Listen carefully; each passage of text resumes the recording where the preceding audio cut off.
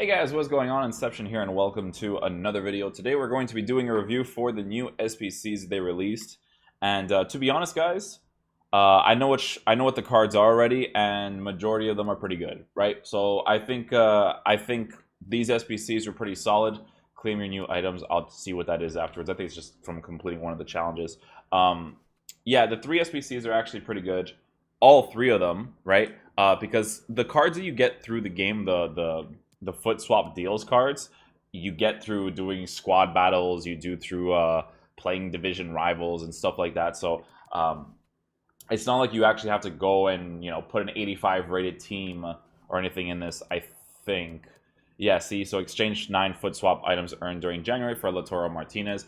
It would be really cool if you could just earn them all, but I think you could. There's only a select few that you can actually go ahead and get. I don't know why they limit this, because it'd be cool for there should just be continuous content, like content that just stays there. I don't know why it's it's a timed thing, like, oh, you have 1 month to do this. Like, why don't you just have challenges in the game for us to go do to get these foot swap items, not through single matches, because but just be able to just play the game and then be able to earn the cards that way, because it's kind of shitty. Even though it's a month is a very long time, because the cards come out sporadically, but it would just be cool to get these cards through playing the game. But it is what it is.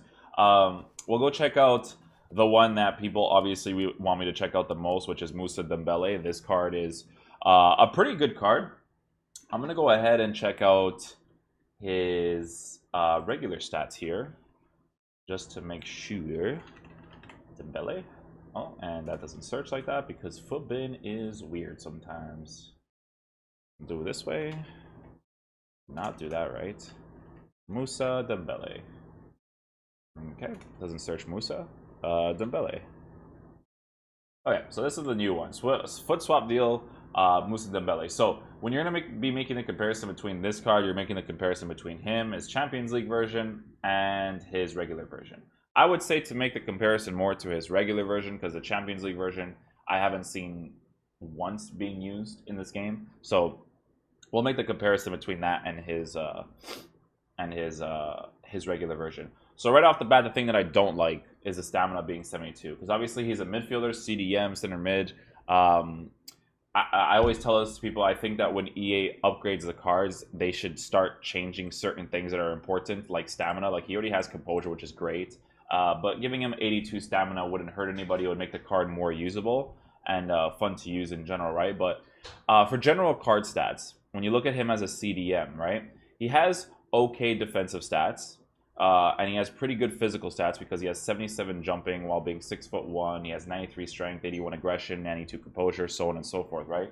So the card itself is pretty decent. If you're gonna choose to get this card as one of your foot swap cards, it wouldn't necessarily be a bad thing. In terms of transitioning with him, 75 acceleration, 75 sprint speed, 80 agility, 77 balance is very good, considering that he's 6'1". So moving left and right with him will be very smooth, in comparison to the -3s in his acceleration, sprint speed, and not a huge difference with the agility and balance, but they do give him +2 composure. It's already 90 on his regular card, so you're not going to notice a huge significant difference, but it'll still be there, obviously.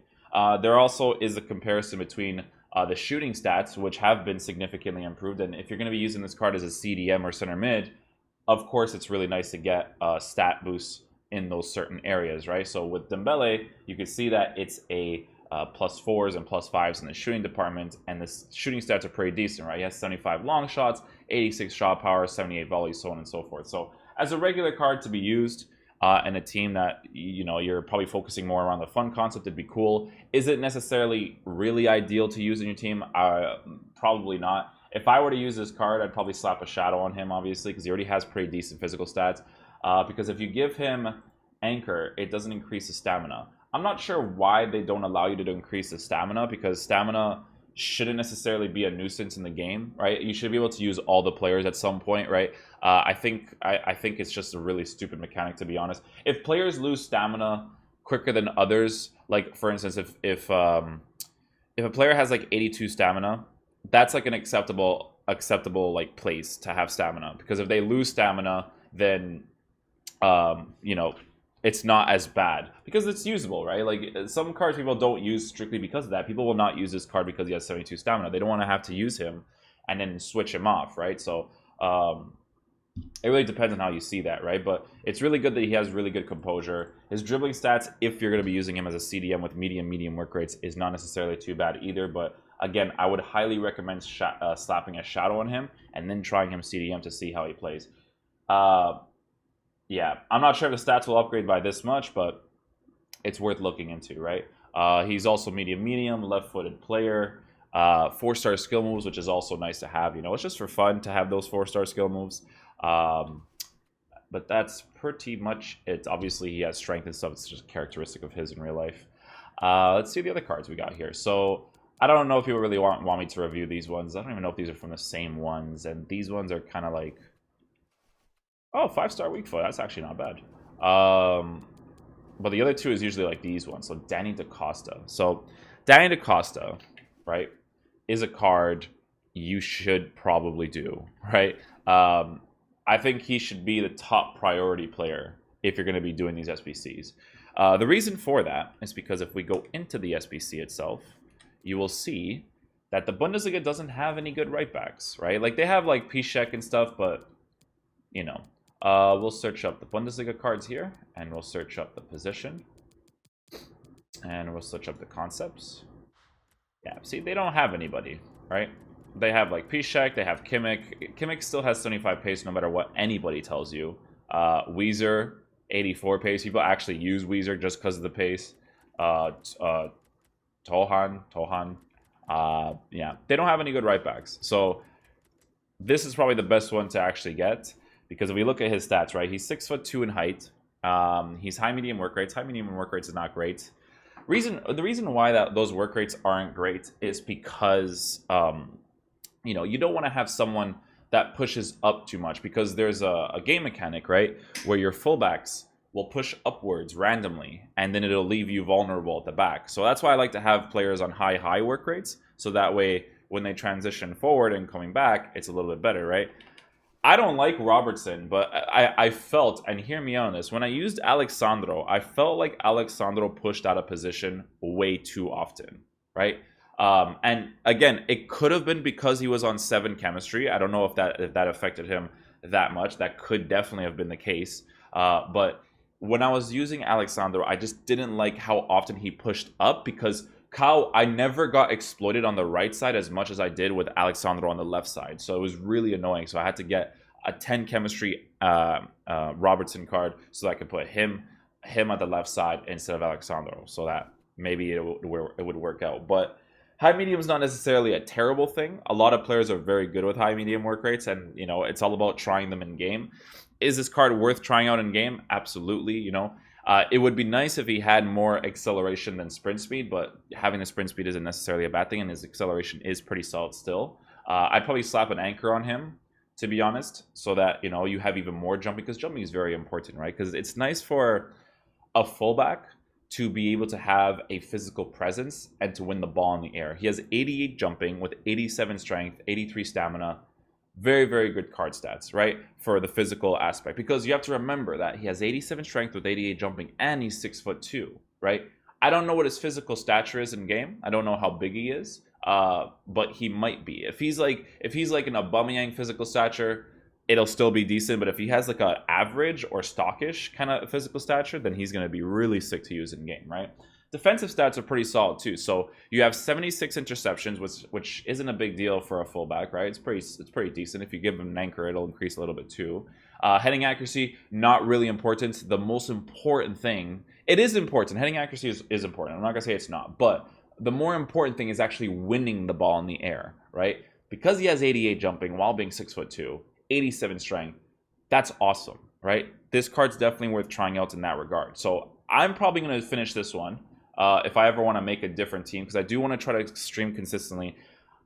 I'm not fond of the gameplay, but streaming wise, I do want to consistently get that going again, right? And you know, we've been doing really well on the YouTube channel, so I do want to get those streams going again and try to grind it out and try to make different teams. I want to have fun with the game again. It's hard to do that in Division Rivals because you're only playing Division 2, Division 1, Division 3, you know, so it can be tough, but I still want to try to have fun with the game, right? So having a card like this would be really, really nice to get. He also has short passing and long passing. Long passing is really, really nice to have and very important, because if you guys ever watch the gameplay reviews, right, I'm always telling people that the side players are always utilizing their fullbacks for them to make that run, because the fullbacks commit forward, right? Because the fullbacks commit forward, it allows your player on the side to make the run in behind, and then you'll be in a good position, right? So it's very good that he has those passing stats. 74 composure isn't too bad for a defensive player. You know, if he's holding on to possession of the ball, so on and so forth, he's not necessarily going to be too bad.